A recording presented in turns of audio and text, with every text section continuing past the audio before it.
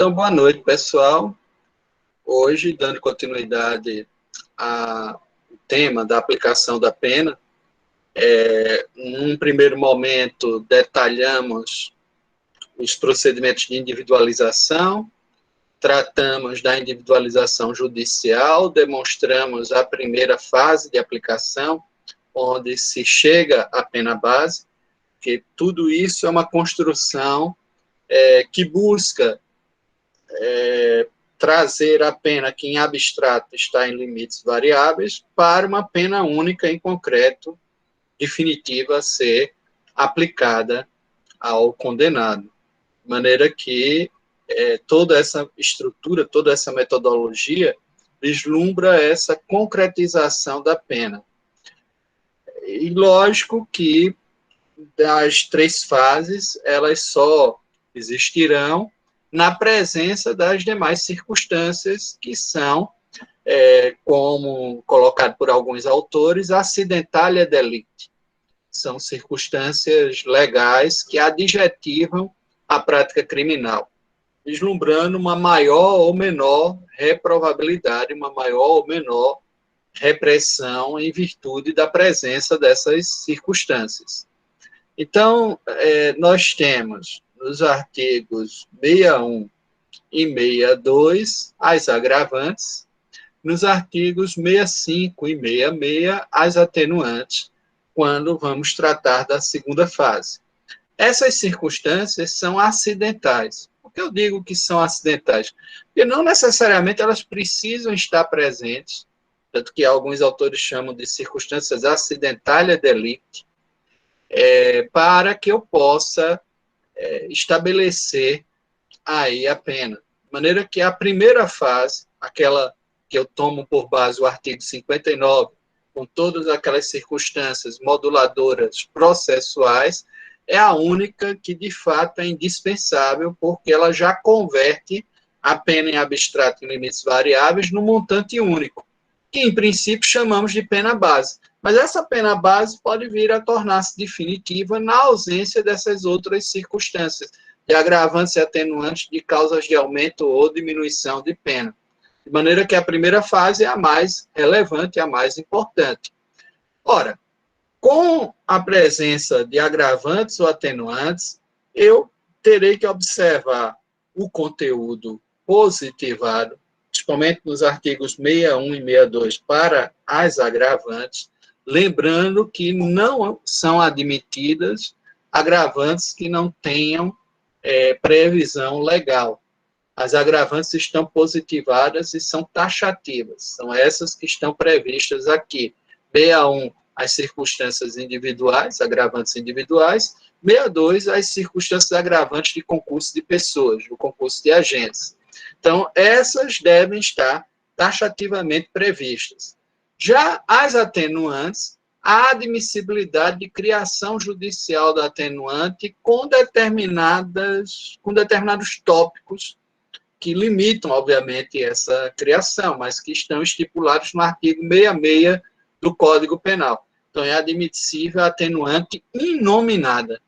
E uma hipótese atenuante que não esteja expressamente prevista ali no artigo 65, mas que o juiz crie em virtude daquilo que determina o artigo 66 do Código Penal. Nós vamos chegar lá e vamos fazer uma análise de como isso funciona. Então, no tocante às agravantes, o artigo 61 vai classificar da seguinte maneira: são circunstâncias que sempre agravam a pena quando não constituem ou qualificam o crime. E aqui é uma coisa interessante, porque vocês, se fizessem uma análise lá com base no Mirabete, no Júlio Fabrini, Mirabete, né, pela editora Atlas, encontrariam ele classificando enquanto qualificadoras todas essas outras circunstâncias que estão para além do núcleo típico, mas que adjetivam esse núcleo, ou seja, a conduta que foi realizada, concedendo-lhe maior ou menor reprovação, maior ou menor gravidade para a análise. Ora, Então, dentro dessa análise, ele faz uma classificação muito semelhante àquela que o Roberto Lira Filho, que não estipulava um sistema trifásico de avaliação, mas apenas um sistema bifásico, dentro da ideia de que essas circunstâncias legais, elas se aparentam e, portanto, poderiam ser observadas basicamente numa única fase. O problema é que há distinções específicas, sim, nessas circunstâncias. De maneira que aqui a gente poderia abrir algumas diferenciações que são relevantes e que fixam melhor o conteúdo e o momento de aplicação dessas circunstâncias. Então, observem, por exemplo, que quando o 61 já se refere à circunstância que é elementar constitutiva do tipo, ela está falando aqui de uma circunstância constitutiva, de uma circunstância do núcleo descritivo da conduta. Portanto, por exemplo, no infanticídio, eu não vou observar a agravação da pena do crime cometido contra, vejam, essa agravação que nós temos aqui na linha E, de crime cometido contra ascendente, descendente, e aí é crime cometido contra descendente, porque o tipo penal descrito no artigo 123 do Código Penal trata de matar durante ou logo após o parto o próprio filho, sob influência do estado puerperal. Óbvio que tem uma elementar aí, que para alguns é dita como elementar normativa, mas que eu acredito que é uma elementar objetiva de descritor psíquico, que é a influência do estado puerperal, que me vai dar o conteúdo de que o autor, e é por isso que, em princípio, o infanticídio é um crime próprio, já que o sujeito ativo tem que reunir esta qualidade, é a mãe. Ora, se ela integra, se essa condição de ser mãe, que mata o próprio filho, integra a própria descrição do tipo, ela não é uma circunstância acidental do delito, mas constitutiva. Por óbvio, nós não temos, no contexto brasileiro, o delito de parricídio, que se refere à morte de um parente próximo, principalmente o ascendente, né? O ascendente, ou mesmo de um irmão, era assim visto, né, de uma forma mais ampla dentro do direito romano, que era o crime mais severamente punido dentro da Roma antiga, né, no período ainda do início da República, já que era um crime contra o pater-família, né, era um crime contra a instituição nuclear, né, da tradição e da própria sociedade romana. Portanto, a punição era severa. Mas nós não temos esse elemento descritivo. Se tivéssemos, esse fato não seria um fato de crime agravado por ter sido praticado contra ascendente, como está aqui na linha E. Mas seria o tipo específico do parricídio, que é um tipo próprio, com um núcleo aí autêntico. Óbvio que tudo aquilo que é constitutivo é substantivo, é nuclear. Por isso que eu digo que essas outras circunstâncias são adjetivas. É a mesma coisa de falarmos aqui, Antônio é feio. Ora, não precisa dessa qualificação para que a gente compreenda o núcleo substantivo que está na pessoa do Antônio. Independente disso, é uma pessoa com dignidade, né, merecedora de respeito e etc. Então, esses outros elementos são elementos qualificadores, elementos adjetivos deste núcleo. É o que ocorre com agravantes e atenuantes. Eles não alteram, em princípio, o núcleo da conduta, né, com seus elementos descritivos. O infanticídio não tem essa qualificadora de crime praticado contra a descendente, porque ele em si, no seu núcleo, já é um crime praticado contra o descendente, que é matar o próprio filho. Matar o próprio filho. Portanto, não vai se aplicar essa qualificadora. Aqui o artigo 61 diz claramente que, nesse caso, essa circunstância que constitui o crime não qualifica. Há outras que não são constitutivas, mas são qualificadoras especiais, porque encontradas na parte especial. Óbvio que elas não alteram também o núcleo, mas elas dão àquele núcleo um patamar de pena diferenciado. E qual seria a diferença dessas qualificadoras especiais para essa qualificadora aqui da parte geral, que a gente está chamando de agravante? É que na agravante, esse montante de agravação da pena fica a critério do juiz. Em princípio, vejam que não há uma determinação do quanto se agrava. Mas nessas outras qualificadoras especiais, estão, por exemplo, quando eu trato do artigo 121, matar alguém, pena, reclusão de 6 a 20 anos. Mas aí eu vou para o parágrafo 2º, e ali eu encontro várias dessas qualificadoras que a gente vai tratar aqui, né, no artigo 61. Se o homicídio é cometido mediante pago ou promessa de recompensa ou por outro motivo torpe. Então, já tem formas equiparadas ao motivo torpe, que é a paga e a promessa de recompensa.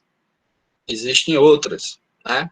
Esse homicídio mercenário, esse homicídio praticado, né, com esse intuito de lucro, de maldade. Nós temos claramente uma interpretação analógica aí autorizada. É possível, nesses casos, onde o próprio legislador dá a hipótese do que é torpe pela paga e a promessa de recompensa, mas indica que outras formas assemelhadas serão também torpe. E, portanto, o motivo torpe está aí descrito.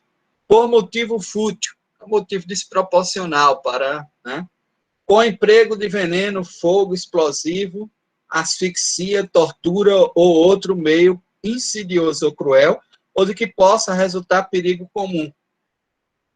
Então, aquela perspectiva do meio empregado para a prática do crime.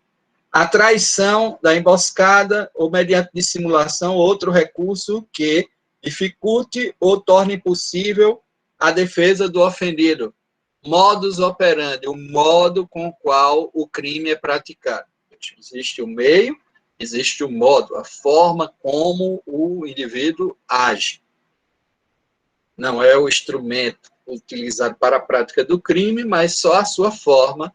Né? Se a gente observar, todas essas circunstâncias estariam também aqui no 61 como agravantes, né?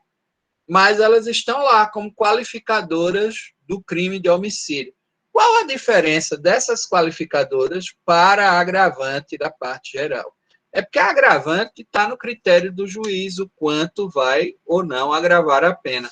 Essas qualificadoras, a alteração da pena em abstrato, veja, vai ser provocada aqui, a pena passa a ser de reclusão de 12 a 30 anos, conforme o artigo 121, parágrafo 2º, a pena passa a ser de reclusão de 12, veja, já agravou a pena mínima, né, de 6 para 12 anos, né, do duplo, e 30 anos, então agravou aí bastante, né, a pena máxima aplicável. Então, você vai ter novos limites variáveis da pena. Então, quando eu digo que um crime, existe lesão corporal qualificada, homicídio qualificado, eu estou falando de um crime que houve alteração dos limites de pena em abstrato, né, impostos na forma nuclear típica original. Então, o homicídio simples, ele tem uma pena de 6 a 20 anos. O homicídio qualificado passa a ter de 12 a 30. Então, alterou substancialmente os limites de pena em abstrato impostos para aquele núcleo, para aquela conduta. Óbvio que isso vem de uma qualificação, mas essa qualificação, na parte especial, alterando, nós chamamos de qualificadora em sentido estrito. Todas as demais são qualificadoras, no sentido amplo, porque são todas circunstâncias adjetivas, são todas circunstâncias acidentalia delicti. Mas, especificamente, nós chamamos de qualificadora essa que altera os limites da pena em abstrato na parte especial. Então, essas qualificadoras elas vão estar lá na parte especial, enquanto as agravantes e atenuantes elas estão aonde? Na parte geral. Essa já é uma diferença. A localização que nós observamos dessas circunstâncias. Uma outra diferença, as agravantes e atenuantes não fixam o montante ou a quantidade da pena, cabendo aí ao critério do juiz determinar o quanto irá agravar e o quanto irá atenuar. Normalmente, a doutrina tem indicado que isso não ultrapasse tanto 1/6, porque é o montante mínimo previsto e encontrado no tocante às causas de aumento e diminuição de pena. Então, é uma recomendação. Mas essa recomendação, ela não é, digamos assim, uma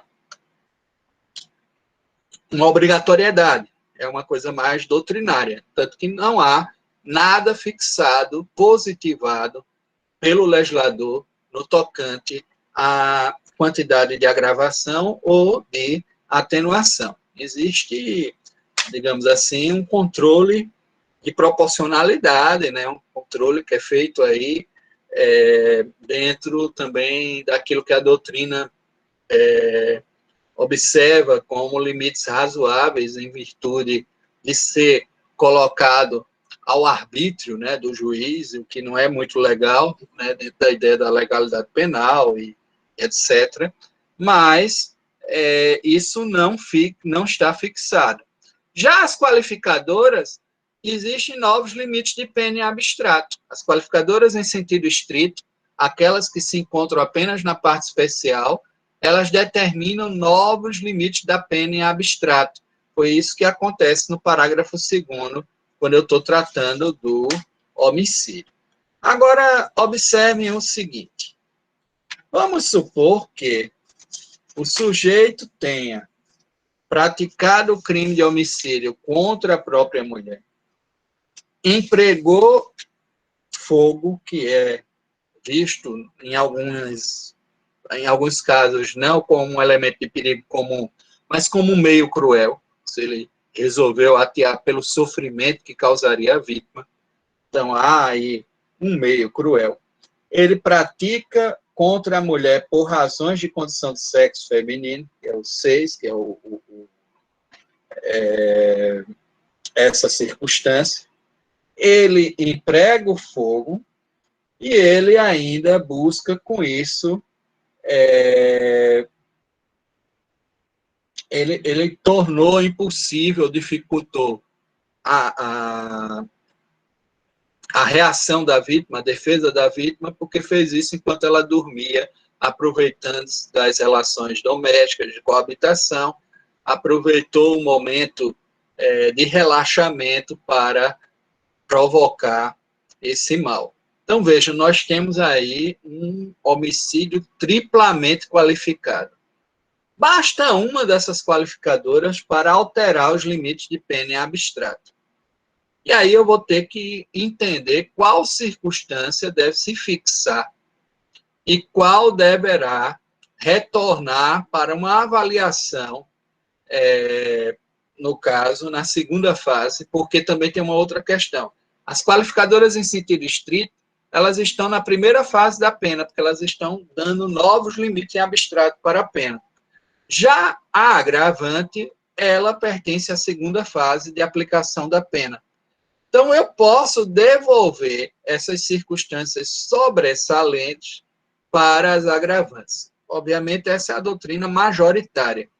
Há uma parte da doutrina que diz que não, porque o artigo 61 diz que as circunstâncias que qualificam o crime não podem ser observadas enquanto agravantes. E aí é uma versão mais radical do próprio garantismo. Mas aí o que alguns autores colocam é que se tudo que eu fosse observar e que estivesse somado qualificasse, alterando os limites da pena em abstrato, eu teria, para pessoas diferentes, penas muito próximas, o que contrariaria também o princípio da individualização da pena e uma justiça mais equânime, ou seja, um princípio de equidade na distribuição da justiça.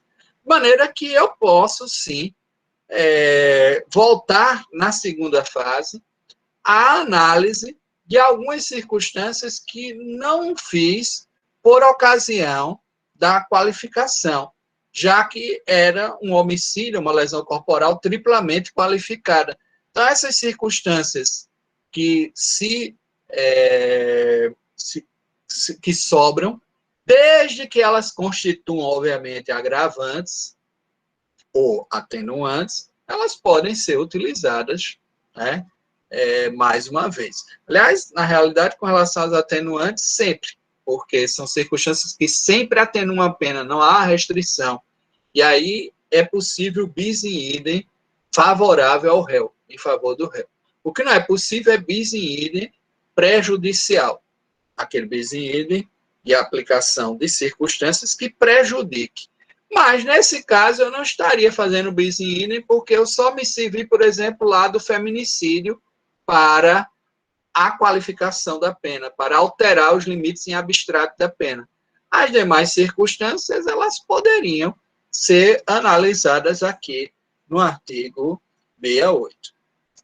Ora, para que isso ocorra, eu preciso compreender, veja, no concurso de agravantes e atenuantes, o artigo 67 do Código Penal, olha o que ele vai esclarecer. No concurso de agravantes e atenuantes, a pena deve aproximar-se do limite indicado pelas circunstâncias preponderantes. E quais são as circunstâncias preponderantes? São as circunstâncias de natureza subjetiva. Veja quais são, que estão no 67. Entendendo-se como tais as que resultam dos motivos determinantes do crime, subjetiva, da personalidade do agente, subjetivo, e da reincidência. A menoridade, por exemplo, que nós vamos observar, o menor de 21 na data do fato, é uma circunstância preponderante, porque ela é relacionada à personalidade do agente. Então, as circunstâncias subjetivas, o feminicídio tem uma motivação de gênero para a prática do crime. É uma circunstância preponderante, porque ele vai determinar um motivo para a prática do crime, né? Por razões de ser mulher. Destruir a vida de uma mulher dentro desse preconceito da estrutura patriarcal, machista, né, da nossa sociedade. Portanto, ele tem essa característica de uma circunstância preponderante, devendo, no caso, fixar-se, né, na disputa com outras circunstâncias, para que você também faça as opções hierárquicas de qual você fixa aí como qualificadora e qual você traz. E mesmo assim, por exemplo, o meio, em princípio, é objetivo, como um modus operandi. Mas se o meio revela crueldade, revela características sádicas, né, da personalidade do agente. Então, nesse caso, o meio torna-se uma circunstância subjetiva e, portanto, o meio cruel é visto como uma circunstância preponderante. Ou seja, uma coisa é praticar um crime por intermédio de um incêndio, e isso é um meio de forma objetiva e que, em princípio, causa perigo comum e, portanto, estaria aí agravada a pena. Mas outra coisa é eu praticar com fogo porque quero ver a vítima queimando com as dores, com o sofrimento. Ou seja, eu faço uma escolha sádica daquele meio e aí determino a crueldade e, portanto, esse meio cruel é uma circunstância subjetiva e ela deve preponderar. Ela se torna uma circunstância preponderante no caso concreto. É lógico que eu estou falando aqui de casos concretos, deve ser feita essa avaliação caso a caso, dentro dessas dimensões que me permitam descrever, por exemplo, a personalidade do agente. E a reincidência criminal. A reincidência aqui vista como a grande agravante, né, como um grande elemento de agravação da pena. Vejam que as agravantes, elas meio que repetem boa parte daquilo que na parte especial vai encontrar como qualificadora, mas aí é aquilo que eu falei. Basta que uma qualifique, as outras podem voltar para essa segunda fase numa reanálise. Então, o motivo do furto ou torpe para facilitar, assegurar a execução ou ocultação, impunidade ou vantagem de outro crime, o fim pelo qual é praticado o crime, a traição, a emboscada ou mediante o modus operandi, né, a forma como o autor pratica o crime, na linha C, com emprego de veneno, fogo, explosivo, tortura ou outro meio insidioso ou cruel, ou de que possa resultar perigo comum, o meio, instrumento com o qual se pratica o crime, contra ascendente, descendente, irmão ou cônjuge, as condições da vítima, né? Aí é um subjetivismo vitimário, né? Então, análise da vítima, com abuso de autoridade ou prevalecendo-se das relações domésticas de coabitação ou de hospitalidade, ou com violência contra a mulher na forma da lei específica. Também aqui se trata, né, de uma circunstância subjetiva e demonstra também a construção de uma personalidade do agente, né, com abuso de poder ou violação do dever inerente a cargo, ofício, ministério ou profissão, contra criança maior de 60 anos, enfermo ou mulher grávida, quando o ofendido estava sob sua imediata proteção e autoridade, em ocasião de incêndio, naufrágio, inundação, seja as circunstâncias com a qual o crime, ou sobre as quais o crime é praticado. E em estado de embriaguez pré-ordenada, aquilo que a gente tinha falado lá atrás, quando tratamos da embriaguez, na estrutura da culpabilidade, dizemos que ela não exclui a imputabilidade, em alguns casos ela pode até se tornar uma forma agravada da prática criminal e, portanto, merecedora de uma maior reprovação. Então, nós temos essas circunstâncias aí taxativamente nominadas, aquilo que eu disse, as agravantes são nominadas, elas são taxativas, não há criação judicial de agravantes, as agravantes são essas que estão previstas no artigo 61 do Código Penal, e a principal é a que vem logo no inciso 1, porque tratamos aqui do inciso 2, em princípio, mas é a reincidência criminal. A reincidência criminal consiste em quê? Vejam que nós temos no artigo 63 do Código Penal. Verifica-se a reincidência quando o agente comete novo crime, depois de transitar em julgado a sentença que no país ou no estrangeiro, o tenha condenado por crime anterior. Então, crime anterior, que transitou em julgado, e aí ele comete novo crime. Então, nesse novo contexto, ele será declarado reincidente criminal. Então, crime, a reincidência criminal. Vejam, é importante a gente classificar isso, porque vejam que eu vou aqui para a Lei de Contravenções Penais, nós vamos para a legislação especial, né, que vai tratar as chamadas infrações anantes, né, como era colocado lá pelo Frederico Marx, né, e depois muitos autores copiaram.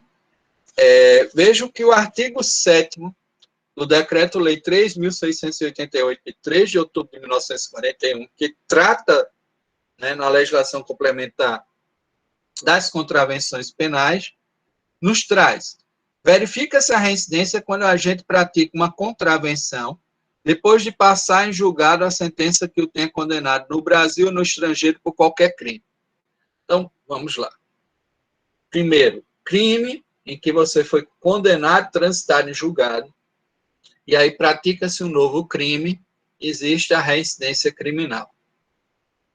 Crime em que houve condenação com trânsito em julgado, e você pratica uma contravenção penal, haverá reincidência criminal.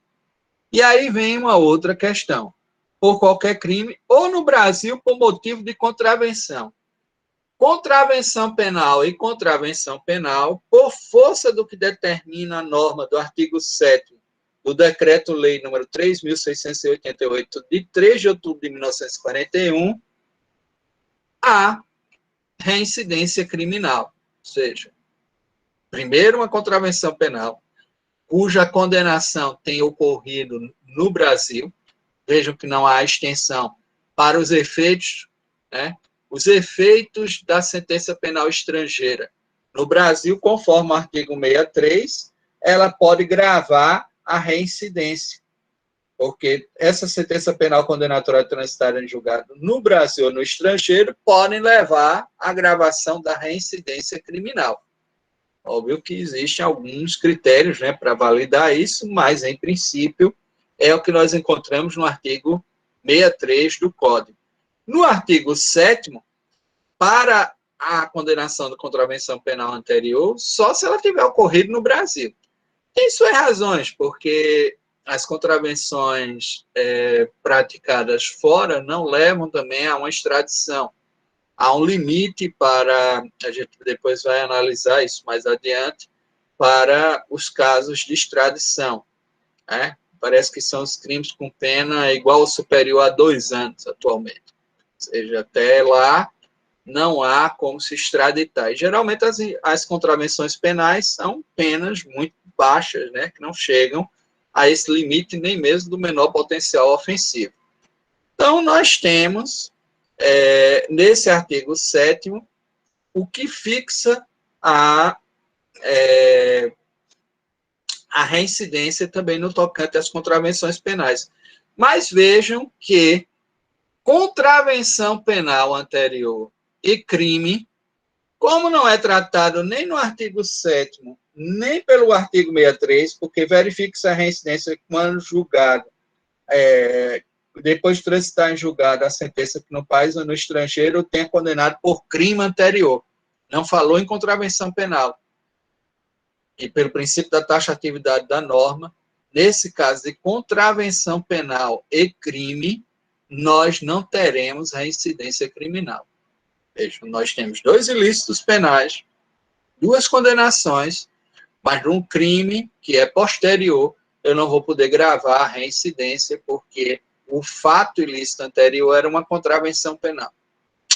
Então, é um detalhe que é relevante, porque nós não encontramos fundamento para gravar essa reincidência nem no 63, nem no artigo 7º da Lei 3.688, de 3 de outubro de 1941. Então, não é um simples detalhe, porque essa diferenciação está aí bastante clara. Uma outra questão que se torna também relevante é o que vem no artigo 64. Para efeitos de reincidência, não se consideram os crimes militares próprios, aqueles que dizem respeito à vida da caserna, estão no Código Penal Militar, e que muitas vezes dizem respeito até à postura com as armas, né? Limpeza de armas, essas coisas que dizem respeito a exigências próprias da vida militar e que no Código Penal Militar só são impostos aos militares, portanto, são crimes militares próprios, né? São crimes que tenham um paralelo na vida civil, como é o caso do homicídio, como é o caso do estupro, que tem lá também uma previsão do Código Penal Militar, mas existe na vida comum, né? Então, não. Aqui eu estou tratando de crimes militares próprios, tais como a deserção, né? São crimes que têm uma previsão no Código que diz respeito à vida militar. Nesse caso de crimes militares próprios, que tenham sido praticados lá, essa condenação, ainda que transitar em julgado na Justiça Penal Militar, não levará à reincidência no campo civil. E isso é relevante, por força do que determina aqui o artigo 64, inciso 2, das condenações por crimes militares próprios e políticos. Hoje é complicado você falar de crime de opinião ou político, porque dentro de um Estado democrático de direito, há liberdade de expressão de pensamento, de ideologias, de profissão de fé, né? Então é complicado essa dimensão. Alguns autores têm entendido que aqueles crimes eleitorais praticados na disputa política e por ocasião das eleições, porque diz respeito só ao momento eleitoral, e dentro daquele cenário de disputa, que não tenham também paralelos no sentido da vida normal da sociedade, ou civil, deveriam, assim, estarem classificados. Mas não tem essa adesão maior, né? Que são crimes eleitorais. A verdade é que as legislações, mesmo cíveis, elas criam aquilo que a gente chama de cinturão penal, que leva a muita confusão. E parece que todo legislador, quando pensa em criar alguma proteção jurídica para um determinado objeto ou um determinado bem, mesmo que ele comece detalhando isso por intermédio de normas de característica civil e administrativa, quase sempre isso termina também na questão penal. É por isso que o Luiz Flávio Gomes chamava, né, de cinturão penal. É o enfeixe que se faz a determinadas normas, como o Código de Defesa do Consumidor, como o próprio Estatuto da Criança e Adolescente, como várias outras legislações especiais que acabam descrevendo tipos e combinando penas. E é muito interessante como esse fenômeno meio que se repete dentro do legislador. A mesma coisa ocorre no Código Eleitoral. Lá existem crimes eleitorais e que dizem respeito à dinâmica muito mais das eleições. Alguns, né, são bem propriamente eleitorais e que não interessam muito na dinâmica social em geral, né? Então, era preciso ter realmente fazer realmente essa análise, né? O que está claro é que esses crimes políticos de opinião e os crimes militares próprios, né, eles não gravam a reincidência. Pode ser que alguém venha, porque eu disse que pode levar a reincidência criminal à condenação no estrangeiro. Mas se o sujeito foi condenado no estrangeiro porque dentro de um país islâmico professava outra fé, ou houve aquilo que eles chamam de mudança da fé, né, do Islã para o cristianismo, e não pode existir, eu estou recordando direito o termo, né? Apostasia. Houve apostasia, essa apostasia, que é a mudança, para alguns países, né, centrados na ideia de religião, é criminosa ou é criminalizada. E aí ele vem aqui para o Brasil e, de repente, pratica um outro fato e alguém lembra, ele foi condenado lá. Isso é muito mais um crime de opinião, de natureza política, que não deveria afetar, né, as dimensões democráticas que nós temos aqui no nosso contexto. Então, aquela ideia de que a sentença estrangeira produz efeitos no contexto brasileiro sofre também seus limites pelo que determina o artigo 64 do Código Penal. É importante a gente perceber isso, né, de maneira ampla. E há uma outra questão que vem no inciso 1. Essa, às vezes, traz uma certa complexidade, os alunos ficam sempre se perguntando, mas, professor, para mim, uma vez condenado, o sujeito fica com esse estigma para sempre, né? Aquela ideia de uma estigmatização perpétua. E não é assim. Há como se restaurar um estado de não reincidência. Alguns autores até dizem que a primariedade é complexa, porque vai sempre existir a avaliação de antecedentes, da personalidade do agente, você vai ter alguns elementos. Por exemplo, aquelas condenações, porque há uma condenação por ato infracional na menoridade, na adolescência.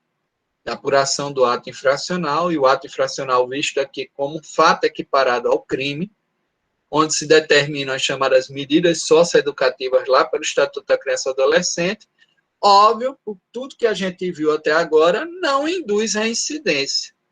Mas isso não quer dizer que não se faça uma avaliação dessas práticas lá no 59, quando se faz a análise da chamada personalidade do agente, porque os autores acreditam que isso diz respeito à construção desse sujeito, que se envolveu já na adolescência em diversos fatos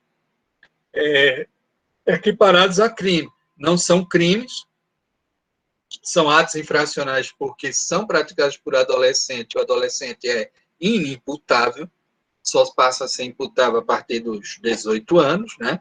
Então, nós temos essa análise que fica estabelecida, só que parte da doutrina acha que é possível fazer essa avaliação dentro da construção dessa personalidade do agente. Acho complexo isso. A gente poderia discutir, não vou discutir muito agora, mas só para que a gente tenha essa dimensão de que há um limite temporal imposto pelo artigo 64, inciso 1, para a validação da reincidência criminal. E veja, não prevalece a condenação anterior se entre a data do cumprimento ou extinção da pena e a infração posterior tiver decorrido período de tempo superior a 5 anos. Computado o período de prova da suspensão ou do livramento condicional, se não ocorrer revogação. Porque um dos efeitos da condenação criminal é fixar a reincidência. A reincidência é um efeito. A gente vai ver que existem outros. Lá pelos artigos 91 e 92 do Código Penal, nós vamos estudar aqui efeitos da condenação. Mas um dos efeitos é exatamente fixar a reincidência conforme o que determina o artigo 63 do Código Penal. Ora, se não pode, em virtude do mandamento constitucional, existir nenhuma pena de caráter perpétuo, então nenhum efeito também da condenação pode ter caráter perpétuo. É algo que, de fato, eu posso limitar. O que alguns autores colocam é que, diante das ondas de violência que existem no país, algumas dessas condutas violentas, como o estupro, como o latrocínio, o sequestro seguido de morte, estão fixadas também como crimes hediondos, eu poderia estipular um prazo aí diferenciado para o retorno a essa condição assemelhada de primário.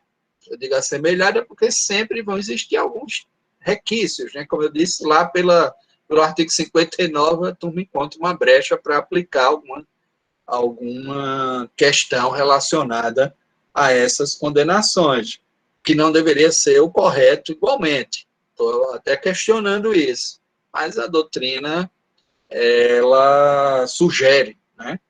Eu me oponho porque acredito que, se está vedado agravar a pena pela reincidência, também fica vedado agravar por qualquer outra questão que eu faça uma avaliação aí de cunho negativo por conta dessa restrição que é imposta. Ora, o que eu poderia era alterar aí a quantidade de tempo, talvez para delitos com violência e grave ameaça, hediondos ou equiparados, como é o caso da tortura, esse período para retornar fosse um período estendido aí para 10 anos após um cumprimento da pena ou a extinção da punibilidade. Aí eu poderia, sim, construir isso e não seria uma violação à questão da perpetuidade do caráter perpétuo dado à pena, mas que se estende também aos seus efeitos.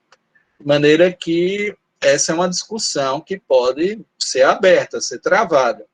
Mas, como está hoje no Código Penal, qualquer crime, uma vez cumprida a pena ou extinta a sua punibilidade, passados 5 anos, você volta ao estado de primariedade. Mas aí, veja, computar o período de prova da suspensão do livramento condicional, se não ocorrer revogação. Geralmente, a suspensão tem de 2 a 4 anos, supondo um período de prova de 4 anos no SUSI. O sujeito passou, sob determinadas condições, por 4 anos, sem ter tido o SUSI revogado. Então, esses 4 anos são computados, ele só precisará passar mais um para completar os 5 anos, onde ele há aí um retorno à primariedade, tá certo? Então, pelo artigo 64, isso já é um outro elemento que restringe o alcance da reincidência criminal.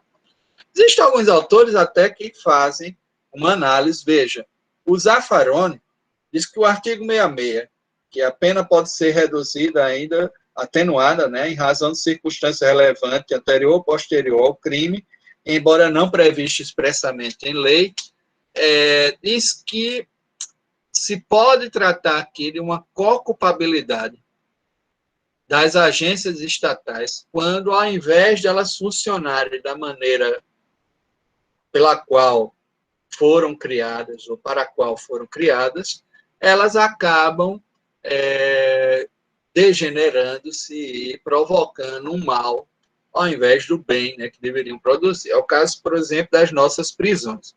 Em tese, nós as construímos para a incapacitação delinquente e para a ressocialização, para neutralizar a delinquência e para ressocializar, para que as pessoas retornem à vida social e encontrem trabalho, encontrem uma dinâmica de acolhimento,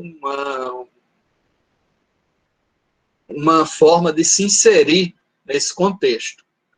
O problema é que quando você faz uma análise do cárcere, não só no Brasil, mas no mundo todo, a regra é a regra da reincidência. O sujeito sai, no contexto brasileiro é muito alto, né?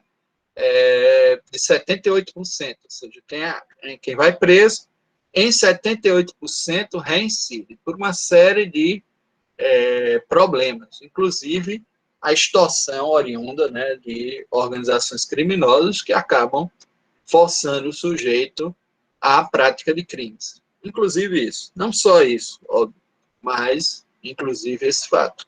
Ora, se há uma falha estrutural do sistema, como é que eu aplico essa agravante da reincidência? O Zaffaroni propõe uma atenuante inominada, exatamente por uma circunstância relevante posterior ao crime, que foi o encarceramento, embora não prevista em lei, porque não há uma previsão expressa disso no artigo 65, a gente vai ver, mas se esse encarceramento falhou naquilo que deveria produzir, ele propõe aí a chamada co-culpabilidade, no sentido de a pena, ao invés de ser agravada pela reincidência, ser atenuada, ou então anular-se a agravação da reincidência por conta dessa falha estrutural que é corresponsável pela reincidência, que acaba alimentando, reproduzindo essa delinquência, ao invés de paralisar. Então, isso é um elemento que a gente poderia fazer essa análise da atenuante inominada do artigo 66 do Código Penal. Mas o artigo 65 tem outras circunstâncias de atenuação da pena. Seu agente menor de 21 na data do fato, ou maior de 70 na data da sentença. Inclusive, aqui, como personalidade do agente, a menoridade ela é classificada como uma circunstância preponderante. Há jurisprudência que até determina que essa menoridade deveria preponderar, inclusive sobre a reincidência. É uma coisa discutível doutrinariamente, mas nós temos já decisões nesse sentido. O desconhecimento da lei. Quando nós tratamos do erro de proibição, diz que o desconhecimento da lei é inexcusável, a ignorância legis, a ignorância com relação à lei. Mas ele pode ser articulado como uma atenuante genérica. Isso vai depender muito do fato de ser uma comunidade isolada, as dificuldades que você tenha para a compreensão realmente do texto normativo, isso vai levar a essa análise. E ter o agente cometido o crime por motivo de relevante valor social ou moral. É aqui onde o Henrico Ferri, né, cai por terra aquela ideia de que o crime, o Garofalo dizia, né, que o crime é uma violação do delito natural, é uma violação aos sentimentos de piedade ou de probidade. Pelo contrário, há fatos que continuam sendo crimes, ainda que eles tenham sido praticados, por exemplo, com puro sentimento de piedade, que é o que ocorre no homicídio, no chamado homicídio piedoso, na eutanásia. O sujeito faz aquilo pensando em reduzir o sofrimento da vítima, né, em minorar as consequências, né, daquele sofrimento, e aí existe um valor moral, né, que está aí posto, né, e nem por isso deixa de ser crime. A eutanásia é proibida no nosso contexto e continua sendo reprovada penalmente. Então, há uma construção dogmática que não é que atende a esses critérios morais, ou esses critérios, mas aí ele compreende, faz uma avaliação aí, dentro das circunstâncias, que é lógico, o motivo de relevante valor moral ou social não é um motivo torpe, né? Não é um motivo fútil, há uma relevância para aquilo que se está aí estabelecendo. Procurar, por sua espontânea vontade e com eficiência, logo após o crime, evitar-lhe ou minorar as consequências, ou ter antes do julgamento reparado o dano. Reparar o dano à vítima, né? Existe aqui cometimento do crime sob coação que poderia resistir, aquelas hipóteses lá do artigo 22 do Código Penal, que nós estudamos, dizendo que a coação resistível, ela pode levar a uma atenuação genérica, ou a ordem de autoridade superior, ou sobre a influência de violenta emoção, provocada por injusto da vítima. Então, a influência é atenuante e, especificamente no tocante ao homicídio, eu tenho que diferenciar a influência de domínio, porque o domínio é causa de privilégio, lá do parágrafo 1º, e aí aquela história, a diferença entre atenuante e as causas de diminuição. E nas causas de diminuição da pena, vem uma quantidade da pena, né, a quantidade em que a pena pode ser reduzida. Então, eu tenho matar alguém. Se o agente comete o crime impelido por motivo de relevante valor social ou moral, ou sob domínio de violenta emoção, logo em seguida a injusta provocação da vítima, o juiz pode reduzir a pena de 1/6 a 1/3. Vejam, há uma quantidade aqui variável, que poderia ser também uma quantidade em montante único, algumas legislações especiais vai ter uma quantidade única, mas é o que nós chamamos de minorante.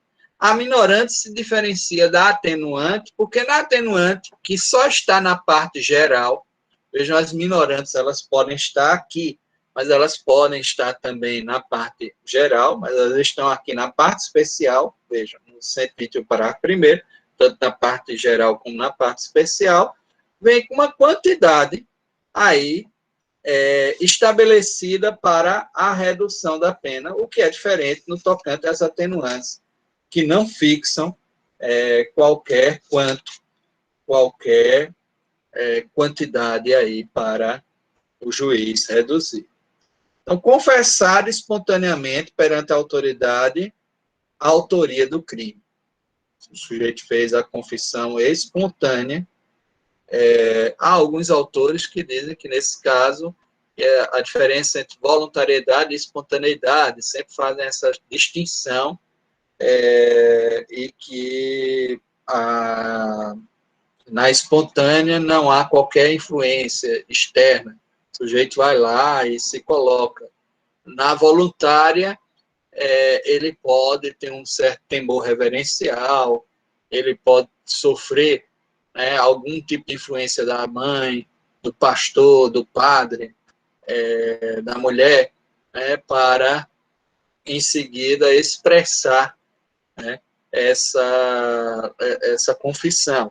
Mas, no campo prático, isso tem se tornado indiferente, né, desde que ele se apresente e faça, leva-se à atenuação da pena. Cometido o crime sob influência da multidão em tumulto, se não o provocou. Se não provocou o tumulto e está nos crimes de multidão, ele pratica aquela depredação, aquele dano ao patrimônio público ou particular, né, na influência de uma multidão, da turba, pode haver, né, essa redução, essa atenuação aí aberta na parte geral. Veja, a diferença das agravantes e atenuantes é exatamente isso. Essa previsão das agravantes e atenuantes está na parte geral, enquanto as causas de aumento e diminuição, elas podem estar tanto na parte geral, quanto na parte especial. Vamos aqui para o artigo 14, quando eu falo que o crime é tentado, ele vai ter a mesma pena do crime consumado, reduzida de 1 a 2 terços. Veja o parágrafo único do artigo 14. É uma redução de pena, uma causa de diminuição de pena, prevista na parte geral. Existem outras que estão lá na parte especial. E aí vai haver uma análise diferenciada, privilegiada, né, para aquela conduta, que é o caso do artigo 121, parágrafo 1º, que trata do homicídio. Então, nós temos, dentro dessas várias circunstâncias que hoje analisamos, né, a questão do momento de aplicação. As agravantes e atenuantes são aplicadas na segunda fase. Isso se estiverem presentes, se existirem circunstâncias agravantes e atenuantes. As causas de aumento e diminuição, elas estão na terceira fase de aplicação da pena. E aí elas vão tratar da chamada pena definitiva. Isso também é como se nomina a pena em cada uma dessas fases. Na primeira fase, com base nas circunstâncias judiciais lá do artigo 59, aqueles 8 moduladores que nós vimos na última aula, vamos encontrar a chamada pena base, que é a pena em montante único, sobre o qual eu farei incidir agravantes e atenuantes, causas de aumento e diminuição, se elas existirem, nas fases seguintes. Então, na primeira fase, a pena base. Na segunda fase, havendo essa segunda fase, nós chamamos de pena intermédia, ou pena intermediária, exatamente por conta de ser uma pena obtida entre a pena base e a pena que vai se tornar, em concreto, definitiva da terceira fase. Então, só na terceira fase eu tenho a pena concreta definitiva, que, utilizando essa metodologia, eu consegui transportar de um montante abstrato em limites mínimo e máximo para uma pena única, um montante único em concreto. É esse montante único em concreto que vai me permitir, por exemplo, retornar lá no 59, veja o que diz o inciso 4. A substituição da pena privativa de liberdade é aplicada, mas eu só poderei chegar a essa substituição, e alguns autores chamam de quarta fase de aplicação, é o caso do Bittencourt, mas eu só chegarei a essa substituição se esse montante de pena e a espécie da pena permitir. Por isso que tem a substituição da pena privativa de liberdade aplicada por outra espécie de pena. Qual outra espécie? Por pena patrimonial ou pecuniária, multa. Por pena restritiva de direitos, as penas lá do artigo 44 do Código Penal, quando eu vou fazer a análise das chamadas penas restritivas de direito. Eu só vou fazer esta alteração se a quantidade empregada de pena permitir. Está no inciso 4, quando for cabível, né, conforme o artigo 59, o juiz fará essa substituição. Então, para chegar a essa quantidade, eu tenho que passar por essa metodologia do trifásico indicada no artigo 68 do Código Penal.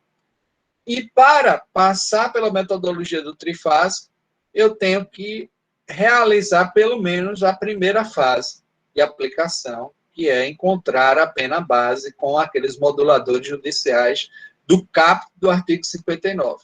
Então, encontrei a pena base.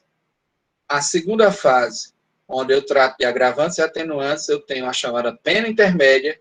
Na terceira fase, eu tenho a pena em concreto definitiva, que é a pena final a ser aí empregada. Óbvio que não é necessário, a gente já falou aqui, as duas fases seguintes à primeira fase.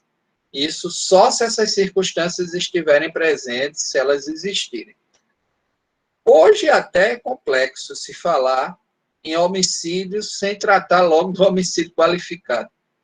Dizem que é um ente esquisito esse homicídio simples, só existe teoricamente. Porque quando se faz a denúncia, a maior parte das denúncias são feitas por homicídio qualificado. Mas a qualificadora tem uma característica que nós falamos aqui. Ela já alterou os limites da pena em abstrato. Então, ela é observada na primeira fase.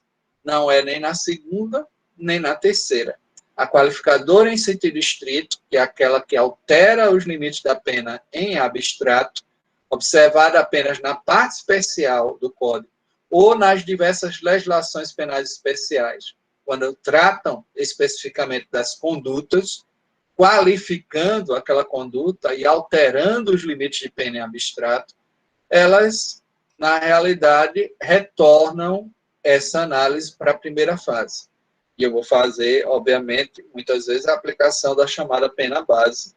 E como essas qualificadoras, por vezes, podem não permitir o retorno daquela circunstância para uma análise, que seria um bis in idem prejudicial, um bis in idem pejus, que é verdade, né, para análise das agravantes, muitas vezes eu fico só realmente na pena base, que é a pena mais importante dessa metodologia. É a primeira em montante único aplicável, que poderá tornar-se definitiva caso não hajam agravantes e atenuantes nem causas de aumento e diminuição. Então, se não houver as circunstâncias que legitimam as fases seguintes, essa pena base pode vir a se tornar definitiva. E, por último, nunca esquecer da análise das chamadas circunstâncias preponderantes. Para que... Podem existir causas de aumento atenuantes? Podem. Por exemplo, sujeito cometeu o crime por motivo de relevante valor social, sei lá, matou um traficante que dominava o território e assombrava toda aquela comunidade onde ele vivia, mas para fazer isso empregou explosivo e aí gerou perigo comum. Ou seja, o meio, que é o explosivo, né, empregado, que gera um perigo comum, é uma circunstância objetiva. E o motivo de relevante valor social é uma circunstância subjetiva, que diz respeito aos motivos determinantes do crime, portanto, é preponderante, conforme o artigo 67. E aí, nessa hipótese, a pena deve se aproximar da atenuação do limite mínimo, do indicativo mais próximo ao limite mínimo, a partir da presença dessas circunstâncias. Basicamente, anula essa ideia da agravação da pena pelo emprego do explosivo, né, no caso concreto. Mas se o sujeito emprega fogo ou explosivo por sadismo, para provocar sofrimento à vítima, aí já não há essa ideia da atenuação, porque isso revela a personalidade sádica do agente, portanto, é um revelador da personalidade do agente, que é um critério subjetivo que, conforme o artigo 67 do Código Penal, deve preponderar. Então, ele se torna aí uma circunstância preponderante. Vejam que tudo vai depender de análises de caso, e no caso concreto, para que eu possa construir essa metodologia e possa construir esse sistema de aplicação da pena. Tanto o sistema é o sistema trifásico, o indicativo no tocante às circunstâncias, agravantes ou atenuantes, é esse que está aí no artigo 67 do Código Penal, no tocante às circunstâncias preponderantes.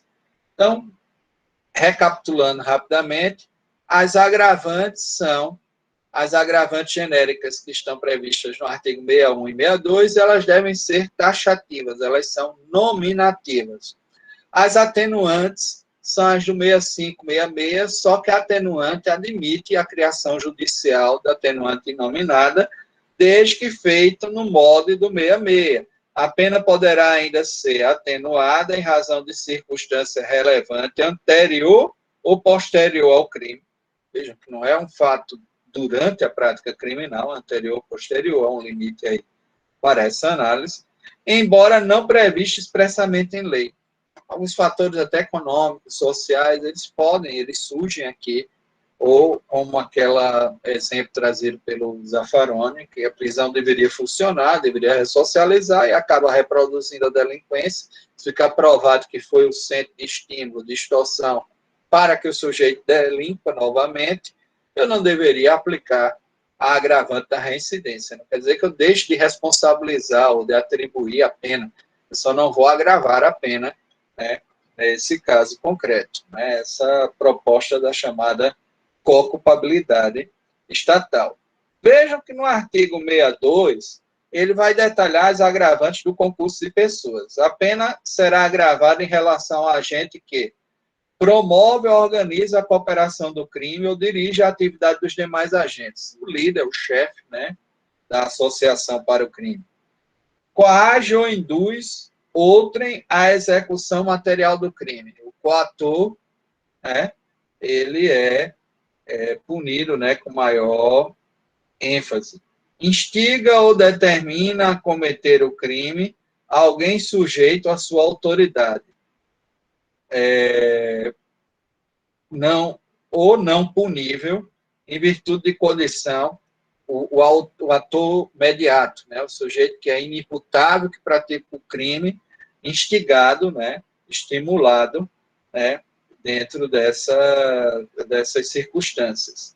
E aí existe aquilo que a gente chamou, né, da autoria da determinação do delito. Cria o prognóstico, né, de maior risco para a ocorrência, mas quem instiga, quem determina, vai ter a pena aí agravada pelo artigo 62, inciso 3.